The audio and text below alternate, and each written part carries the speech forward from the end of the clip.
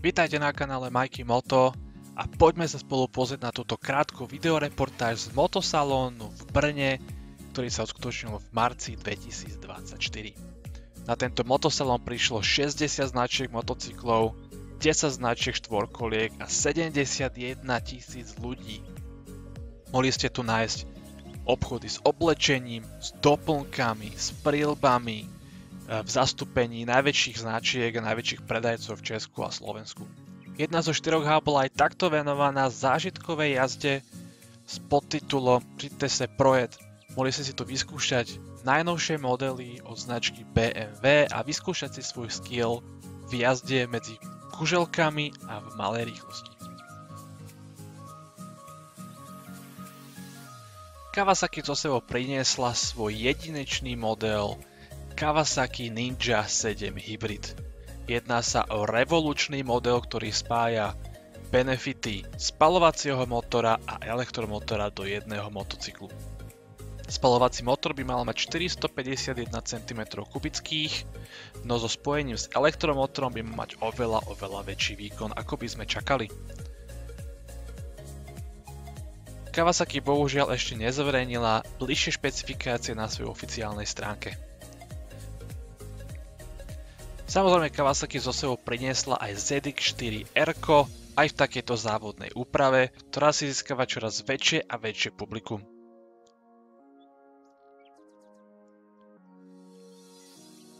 Nesmeli chýbať superšporty v zastúpení zo ZX10R tejto Anniversary edícii s týmto krásnym zeleným sfarbením. Pomedzi superšporty samozrejme Kawasaki predstavila aj svoje viac touringové modely a celú radu zetiek, ktoré už sú samozrejme stálicou medzi naháčmi. Na českom veľtrhu samozrejme nemohla chýbať Java, ktorá zo sebou priniesla svoj legendárny pérák vo veľmi retro štýle spolu so svojimi turistickými modelmi a ďalšími naháčmi, ktoré Java ponúka.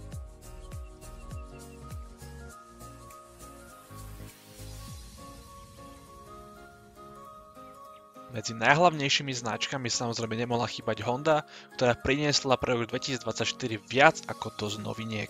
Upravené staršie modely či vracajúce sa modely ako CBR 600RR, ktorá zmizla z trhu pred niekoľkými rokmi.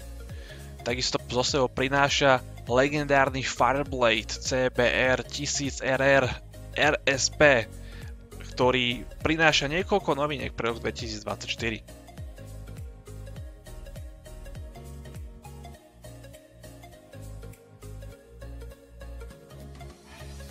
Takisto dlho očakávaný Hornet 1000, ktorý vyvoláva trošku polemiku a rozdeľuje národ, sa objavil na veľtrhu v Brne.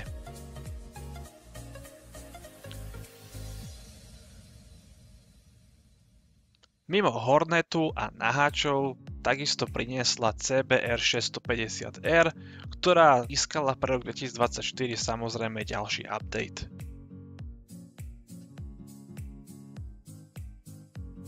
Nemohli chýbať klasické naháče, Afrika a výletné NTčka.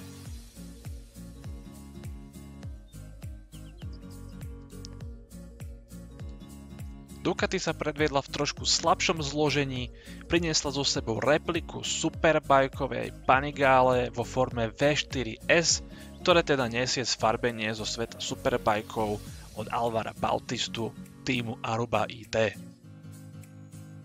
Vedľa Panigálky sme mohli nájsť multistradu V4 RS, ktorá teda zosobňuje výkon superšportu s pohodlím výletnej motorky.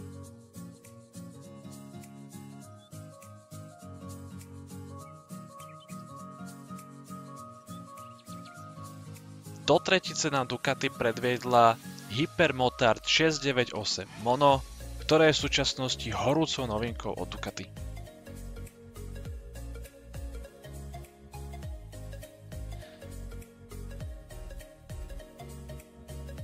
O pár krokov ďalej tu máme Yamahu, ktorá zo sebou priniesla nielen klasické naháče ako MT-10, MT-9 a MT-7, ktoré zo sebou prinášajú trošku iný dizajn pre rok 2024, ale aj chuťovku, a to vo forme R1M. Pri R1M takisto máme R3 a R7.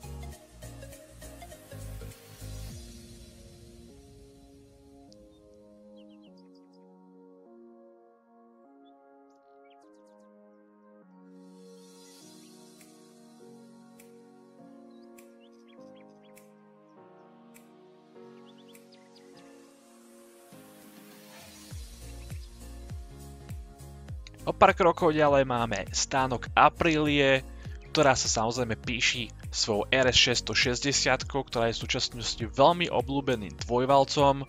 Spoločnosti je väčšieho brata, a to Aprilie RSV4 v tejto krásnej bielej závodnej farbe.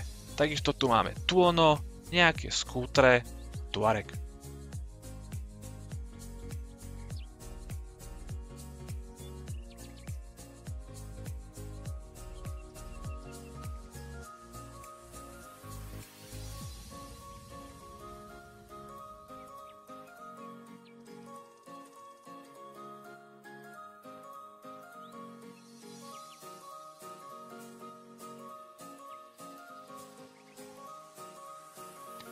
V hlavnom pavilóne sa samozrejme nachádzali aj americké značky ako Harley Davidson a Indian, ktoré zo sebou priniesli svoje legendárne modely, či už novšie roadstre, alebo napríklad Pan Ameriku, ktorá v súčasnosti je takým hybridom amerického štýlu s európskymi komponentami.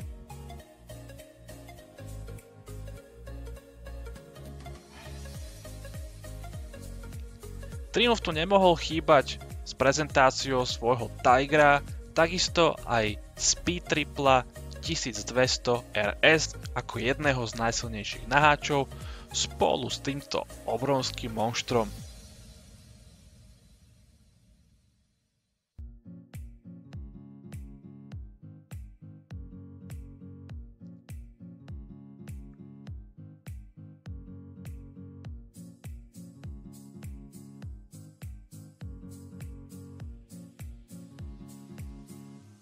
Úplne na konci haly bol stánok BMW.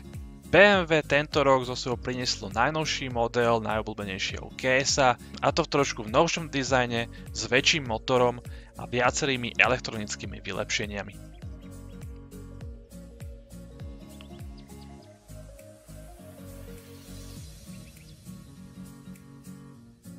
Suzuki sa takisto predstavila so svojou novinkou, a to GSX-8R.